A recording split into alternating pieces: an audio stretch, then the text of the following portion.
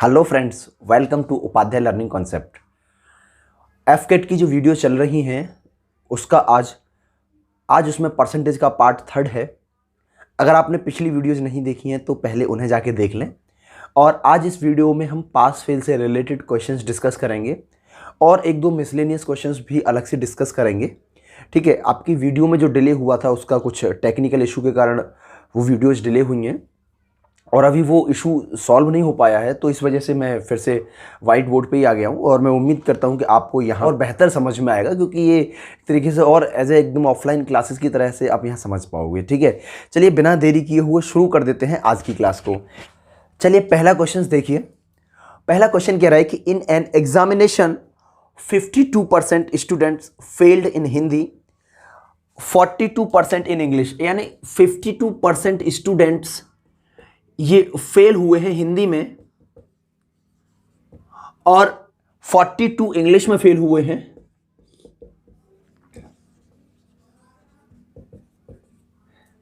Clear हुई ये बात?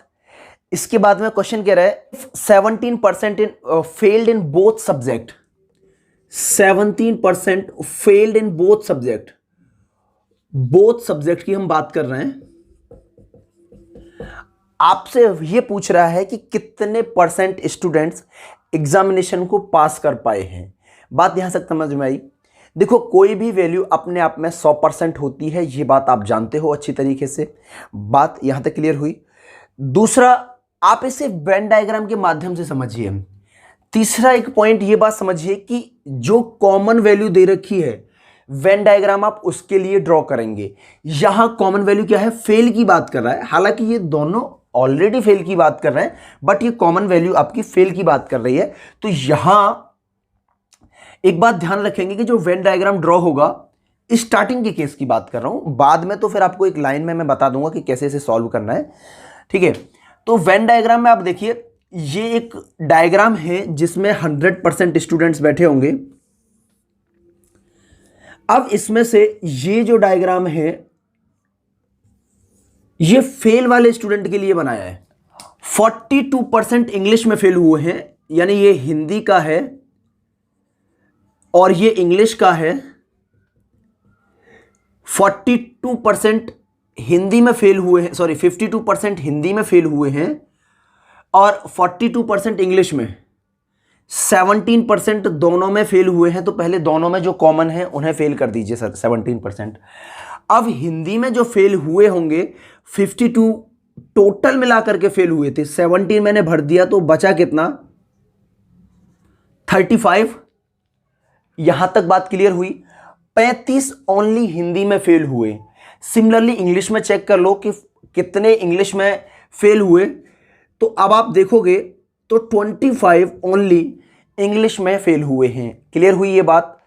आप ये कंप्लीट हो गया फेल वालों का। तो फेल वालों को जब आप देखोगे तो 35 + 25 60 और 17 उसमें ऐड कर लिया, तो जो टोटल फेल हुए हैं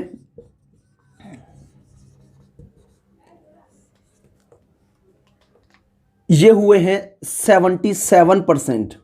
60 + 17 कितना हो गया? 77%।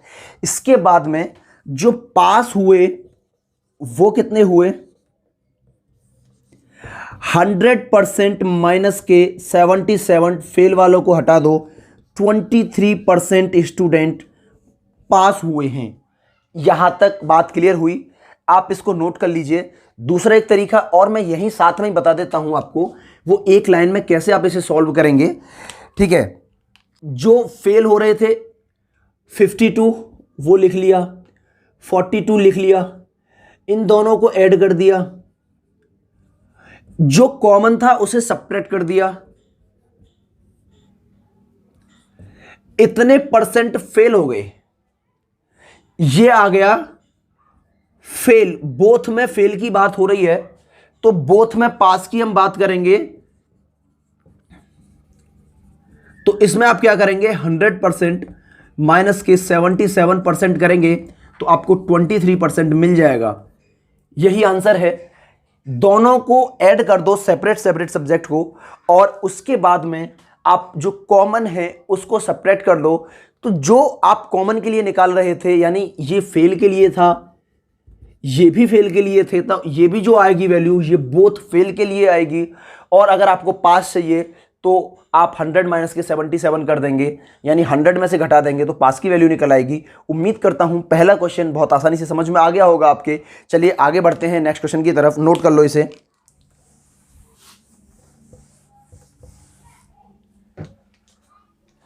देखिए नेक्स्ट क्वेश्चन आपका कह रहा है कि 25% of candidate who appeared in the examination failed and only 450 students qualify the exam.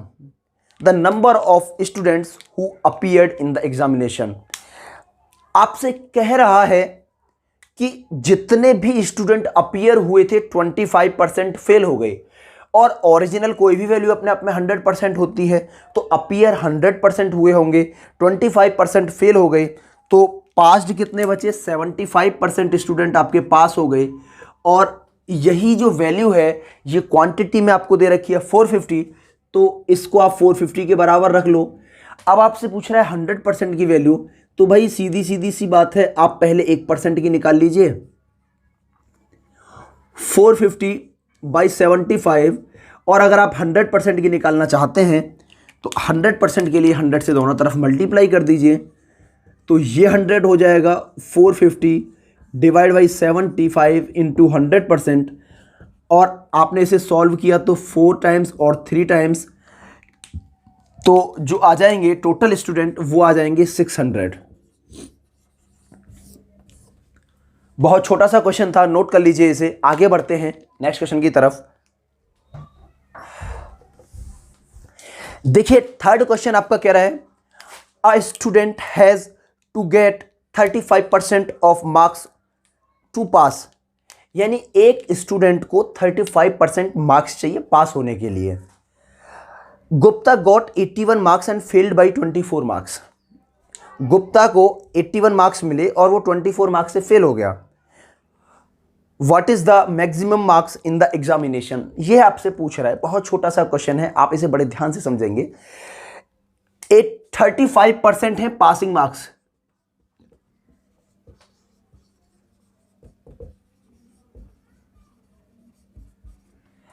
इसके बाद में गुप्ता ने 81 नंबर तो गुप्ता को मिले हैं। 81 गुप्ता को कितने नंबर चाहिए पास होने के लिए? 81 मिले हैं, और वो फेल हो गया है 24 नंबर से। इसका मतलब 24 उसके लिए और चाहिए थे, तो गुप्ता के लिए जो पासिंग मार्क्स हो जाएंगे वो 105 हो जाएंगे। ये होंगे गुप्ता के पासिंग मार्क्स, और पासिंग परसेंट कितना है? 35%। इसका मतलब ये जो वैल्यू है ये 35% के बराबर है। 1% की बराबर वैल्यू करोगे तो कितना आ जाएगा? 3। और आपको 100% वैल्यू निकालनी है तो आप 100 से मल्टीप्लाई कर दीजिए, तो ये कितना हो गया? 300। यही आपका आंसर है। मैक्सिमम मार्क्स पूछा है आपसे, तो आप इसे नोट कर लीजिए।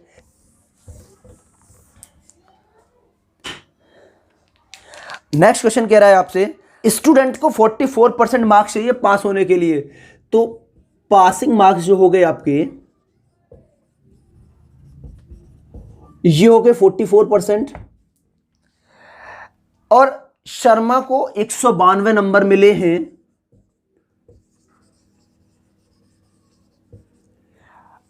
अब इसको जो पासिंग मार्क्स से 16 मार्क्स अधिक मिले हैं, तो जो अधिक मिले हैं उन्हें आप घटा दो, तो ये बचा 176 मार्क्स, और यही उसके पासिंग मार्क्स होंगे। एग्जैक्ट पासिंग मार्क्स 176 होंगे जो 44% के बराबर हैं। तो 44% की जो वैल्यू है ये 176 के बराबर हो गई। अब आप 100% की वैल्यू निकालनी है आपको, तो 176 डिवाइड बाई 44 इंटू 100। 22 से ये 2 बार, और 22 से ये 8 बार, और 2 से ये 50 बार, यानी 400 आपके मार्क्स आ जाएंगे मैक्सिमम मार्क्स।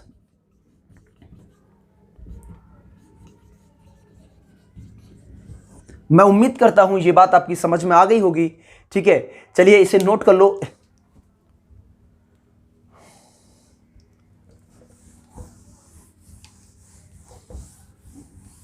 देखो नेक्स्ट क्वेश्चन कह रहा है, in a school of 1800 students 40% are boys. 1800 हैं टोटल स्टूडेंट्स, इसमें से 40% बॉयज हैं, तो बॉयज कितने हो जाएंगे? 18 चौके 72, 720, और गर्ल्स कितनी हो जाएंगी? 60%, 1080। बात यहां तक क्लियर हुई? 30% of the girls and 50% of the boys are failed in the examination. तो how much students pass this the examination? अब सिंपल सी बात है कि जब ये फेल 50% हुए हैं बॉयज, तो पास भी 50% हुए होंगे, और 50% होता है आधा, तो ये हो गया 360, और यहां 30% फेल हुई हैं, तो पास कितनी हुई होंगी? 70%। आप 70% निकालेंगे इसका तो 756। टोटल मिलाकर के अगर आप इन्हें देखोगे तो कितना बैठता है? 1116, यानी 1116 इतने स्टूडेंट्स पास हुए आउट ऑफ 1800, और परसेंटेज निकालना है तो मल्टीप्लाइड बाई 100। अब आप इसे सॉल्व करोगे तो ये आपको मिल जाएगा कि 18 छिक्के 108 और 18 दूनी 36, यानी 62% आपका आंसर आ जाएगा। यहां तक मैं उम्मीद करता हूं ये बात समझ में आ गई होगी, यानी 62% स्टूडेंट पास हुए हैं टोटल। ठीक है, आइए नेक्स्ट क्वेश्चन देखिए। 60 litre of a mixture of milk and water contain 35% of water. 60 litre है, अब 60 लीटर में से 35% वाटर है, और फिर 65% क्या होगा? मिल्क होगा। अच्छा, आपको एक बात ध्यान रखनी है कि या तो आप इसका 60 का 35% निकालो और 65% निकालो, या फिर आप इसको सिंपलीफाई करके रेशियो के फॉर्म में ले लो। अब देखो रेशियो के फॉर्म में जब मैं इसे चाहता हूं तो इसका मतलब क्या है? परसेंट से परसेंट कैंसिल। रेशियो में आपको पता है कि जो कॉमन फैक्टर होते हैं वो हटा दिए जाते हैं, तो यहां 5 कॉमन है, तो ये कितना बचेगा? 7, और ये बचेगा 13। यानी अगर 7 पार्ट मिल्क वाटर के हैं तो 13 पार्ट मिल्क के हैं। टोटल मिलाकर के 20 पार्ट बने, और जो ये कितने के बराबर है? 60 लीटर के। तो एक यूनिट की जो वैल्यू आ गई वो कितनी आ गई? 3। यानी इनिशियली मैं अगर मिल्क की बात करता हूं तो 3 से मल्टीप्लाई कर दो, ये वाटर हो गया 21 लीटर, और इनिशियली मैं मिल्क की बात करता हूं तो आप यहां 3 से कर दो तो 39 लीटर। बात यहां तक क्लियर हुई? If 10 litre of milk is added, what will be the percent of water in the resultant mixture? अब देखो, अगर मैं कायदा में इस क्वेश्चन को कंप्लीट पढ़ता हूं तो कंप्लीट पढ़ने के बाद तो मुझे लगता ही नहीं कि इसे सॉल्व करना चाहिए। आपका आंसर 30% हो जाएगा। रीजन क्या है कि वाटर पहले से 35% है, और जब मिल्क और मिला दिया है तो इसका मतलब वो 35% से कम की ही क्वांटिटी होगी, और यहां अकेला ऑप्शन है जो 35% से कम की क्वांटिटी दिखा रहा है। इसका मतलब बी ऑप्शन करेक्ट हो जाएगा, क्योंकि सारे ऑप्शन 35 से ज्यादा है। अरे सिंपल सी बात है, मिल्क मिलाने के बाद वाटर की क्वांटिटी तो घटेगी ही ना, बढ़ेगी नहीं ना। तो यहां तक आप समझ पाए, तो आंसर तो आपका आ गया 30%, 30 लीटर। एक बात और मैं बता दूं कि ये क्वेश्चन मैंने अपनी मर्जी से नहीं लिया है, प्रीवियस ईयर में आया हुआ क्वेश्चन है। इसी तरीके से आपको बेवकूफ बनाया जाता है, टाइम आप ज्यादा कंज्यूम कर पाए। तो वैसे फिलहाल जब मैंने आपको बताया है तो सॉल्व तो मैं करा ही देता हूं। देखो, जब पानी आपका 21 लीटर है तो पानी तो बाद में भी 21 लीटर ही रहेगा। बात यहां तक क्लियर हुई? लेकिन जब मिल्क आपने 10% 10 लीटर बढ़ाया है, तो इसका मतलब इस मिक्सचर में 10 लीटर और बढ़ गया होगा, तो टोटल मिक्सचर हो गया 70 लीटर, और इसमें 21 लीटर पानी है आउट ऑफ 70 इंटू 100%। अगर आप इसे सॉल्व करते हो तो ये कितना आ जाएगा? 30%। आप, मैं उम्मीद करता हूं ये बात आप समझ पाए होंगे, लेकिन वैसे आप बिना इसे सॉल्व करे भी बता सकते थे आंसर। ठीक है, नोट कर लो इसे।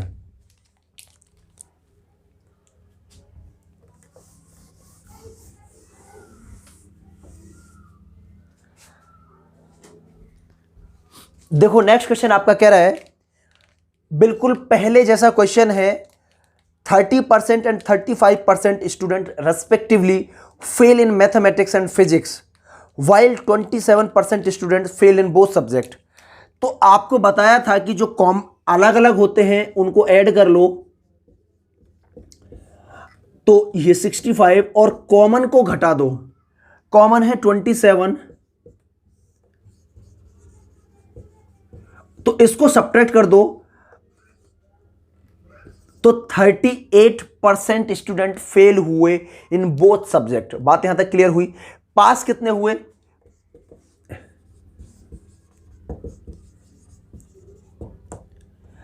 पास कितने हुए होंगे फिर भाई? 100 में से इसे घटा दो तो 62% पास्ड हुए, और यही 62% की जो वैल्यू है आपको दे रखी है 496। तो एक यूनिट की वैल्यू आपको निकालनी है 496 डिवाइड बाई 62 इंटू 100%। 6 7 42, 6 8 48, 2 8 16, 8 बार जा रहा है, तो आपका जो आंसर आ जाएगा वो कितना आ जाएगा? 800। जो नंबर ऑफ स्टूडेंट्स अपीयर हुए थे, इसका मतलब वो कितने थे? 800 थे। तो यहां तक ये बात आपकी समझ में आ गई होगी। अगर आपको ये सेशन अच्छा लग रहा है तो आप वीडियो को तो लाइक करें, चैनल को अगर अब तक आपने सब्सक्राइब नहीं किया है तो सब्सक्राइब कर लें, और अपने फ्रेंडों के साथ भी इसे शेयर करें ताकि वहां तक भी ये इंफॉर्मेशन पहुंच सके। ठीक है, नोट कर लो इसे।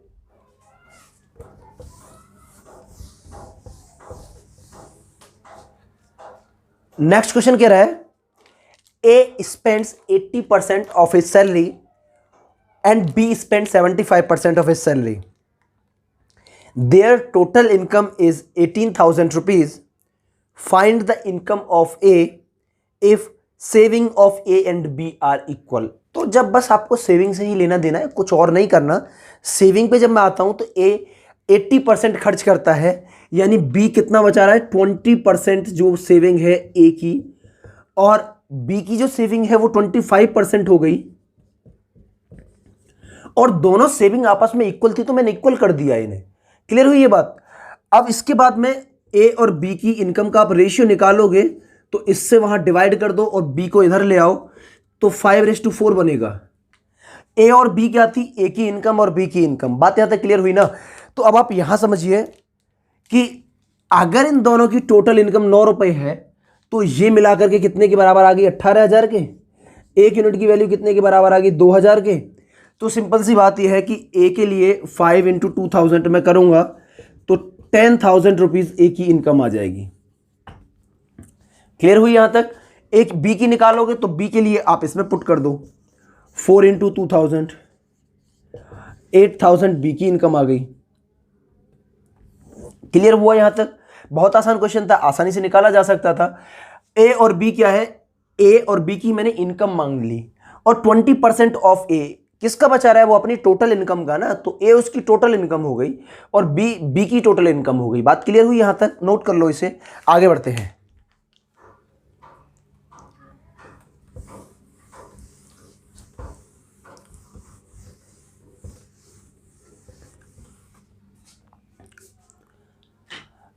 देखो क्वेश्चन कह रहा है कि 1296 पेंसिल हैं, 1296 pencil distributed equally among student in such a way that the number of pencil received by each student is 25% of total number of student.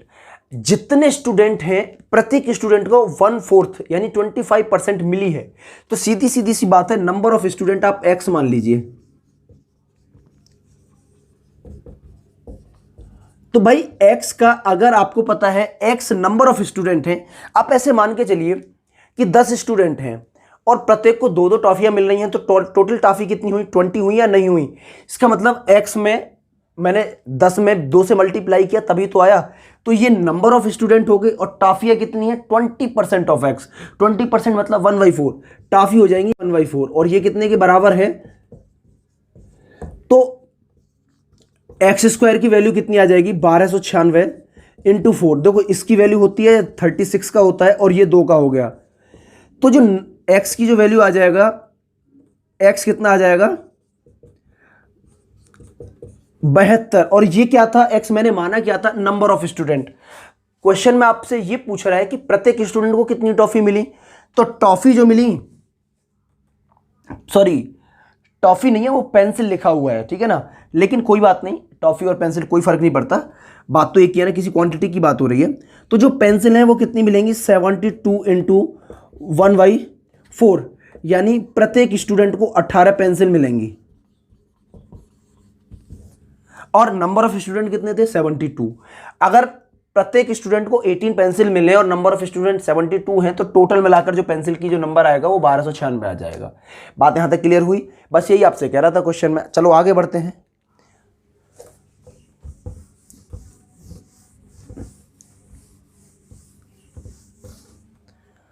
Next question कह रहा है a person saves 20% of his income if his income is increased by 20% and he save 25% of his new income, by what percent his actual saving will increase? एक व्यक्ति था जिसकी income 100 रुपए थी, वो 80 खर्च करता था और उसकी जो सेविंग थी वो 20 रुपीज थी।